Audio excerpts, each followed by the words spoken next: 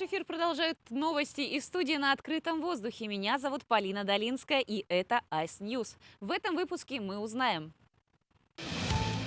Даешь четырехдневку. Дмитрий Медведев предложил провести эксперимент с переходом на новый график работы. По Синему морю к Зеленой земле. В Холмске нашли раненого детеныша тюленя. Порадуй своего внутреннего ребенка. Жители и гости Краснодарского края посетили необычный парк отдыха. Теперь об этом и другом подробнее. Заместитель председателя Совета безопасности России Дмитрий Медведев предложил провести эксперимент с переходом на четырехдневный график работы. На заседании круглого стола с представителями профсоюзов он заметил, что начать можно с некоторых регионов или группы компаний. По его словам, запустить процесс нужно с малого. Сокращать сначала на час, на два, на три, чтобы реформа была не резкой, а ступенчатой. Такой способ позволит избежать всплесков безработицы. Медведев напомнил, что к сокращению рабочей недели движутся многие развитые страны мира, и Россия не сможет остаться в стороне от этой тенденции. При этом важно, чтобы у сотрудника при изменении графика работы сохранялся размер заработной платы и не падала производительность труда. А в преддверии длительных выходных дачные автобусы начнут курсировать в Якутске с 1 мая. Маршруты номер 121, 123 и 124 по данным участкам, расположенным на Вилюйском и Намцирскому трактам, будут отправляться по установленному графику. Стоимость проезда составляет 44 рубля. Отмечается, что в целях недопущения распространения коронавирусной инфекции в автобусах регулярно будут проводить уборку, дезинфекцию и озонирование. График движения разместят на сайтах мэрии, а также МОП ЕПАК. Британский королевский монетный двор отчеканил самую большую монету за свою более чем тысячелетнюю историю. Диаметром изделия достигает 20 сантиметров, а вес – 10 килограммов. Номинал – 10 тысяч фунтов стерлингов. Это последняя монета в коллекции монетного двора под названием «Звери королевы». Серия посвящена 10 каменным статуям, которые выстроились на пути Елизаветы II во время ее коронации в 1953 году. По внешнему краю монеты изображены лев, грифон, сокол, бык, мифический як, гончая, дракон, единорог и лошадь. В центре изделия профиль королевы. На его изготовление ушло более 400 часов работы мастеров высшего класса, включая 4 дня полировки. Отчеканена только одна монета, и ее уже продали за шестизначную сумму неизвестному покупателю. Как пишут британские издания, эта серия пользуется огромным спросом у коллекционеров и нумизматов. А в геопарке на севере Португалии открылся самый длинный в мире пешеходный подвесной мост. Он располагается на высоте 175 метров над ущельем, по которому протекает река. Расскажет о новом сооружении Артем Сторонов. С опаской и замиранием сердца первые посетители ступили на открывшийся в четверг самый длинный в мире подвесной пешеходный мост в геопарке Арока на севере Португалии, входящем в список всемирного наследия ЮНЕСКО. На возведение конструкции у местных властей ушло около 2 лет. Стоимость строительства составила 2,3 миллиона евро. В пересчете это примерно 208 миллионов рублей. Длина моста составляет 516 метров. Он нависает на высоте 175 метров над ущельем, по которому протекает бурная река Паива.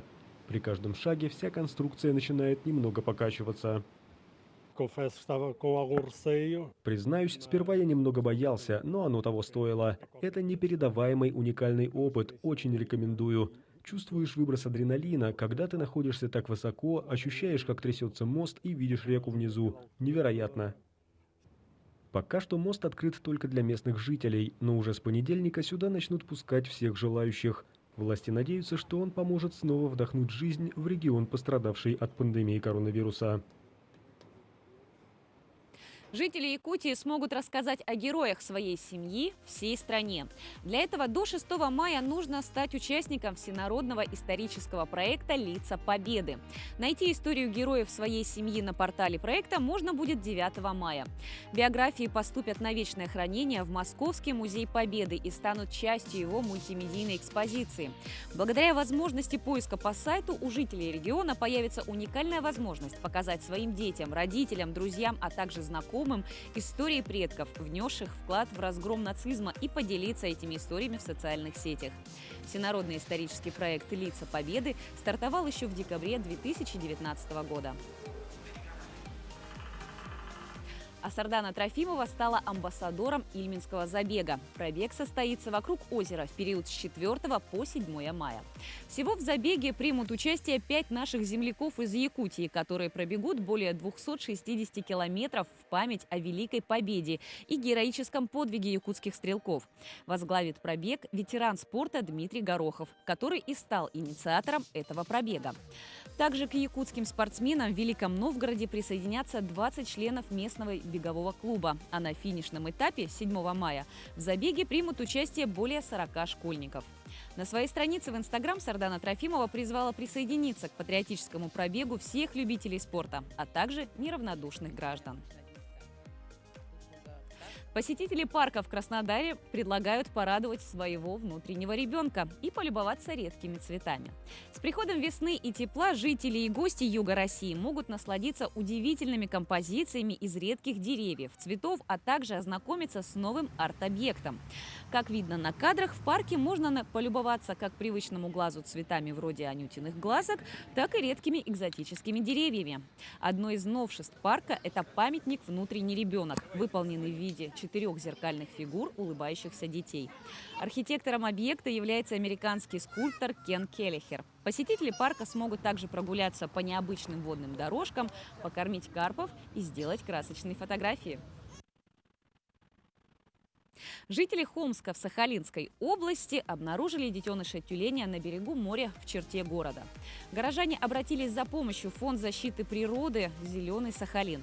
Благодаря грамотным действиям людей, нашедших животное, тюлененок не испытал лишнего стресса по прибытию сотрудников фонда.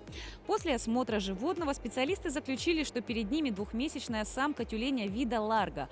У нее был обнаружен тремор головы, а также ранения в районе шеи, затылка и челюстью. По мнению экспертов, малыш пострадал от действия другого животного. Сотрудники фонда поняли, что ларго дезориентирована и нуждается в помощи. Было принято решение забрать тюлененка на реабилитацию. По информации на сегодняшний день, состояние животного стабилизировалось. Ларго набирает вес и готовится к возвращению в естественную среду обитания. А теперь информация о погоде. В ближайшие выходные на западе Нижней Лены небольшой, местами умеренный дождь. Ночью мокрый снег. На юге республики и в центральных районах также ожидаются осадки в виде дождя при умеренном ветре.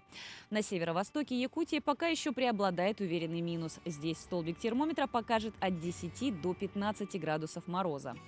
На северных районах 0 плюс 5 градусов. Теплее всего будет в Алданском и Нерюнгринском – 12-17 градусов тепла.